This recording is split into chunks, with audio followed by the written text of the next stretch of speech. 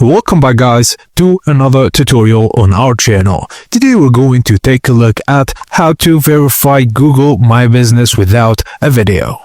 Google may offer several alternative verification methods depending on your business history, location and trust score. If video isn't required, you'll typically see one of these options. Firstly, the phone call verification.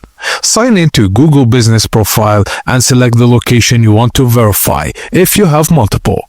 Click Verify Now and choose Call. Google will call your business phone number with a verification code. Just enter it to complete the verification.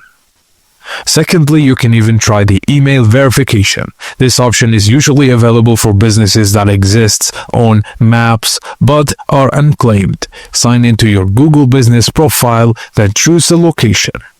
Click Verify Now and select Email. Enter your email address and then check your inbox, then click the verification link or enter the code. Google will only allow email verification if the email domain matches your business domain or is already associated with the listing.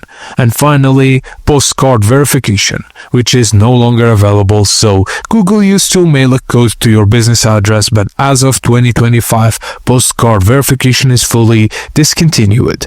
And that's it guys, as simple as that. Thank you for watching, and please don't forget to like and subscribe for more tips and tricks like this.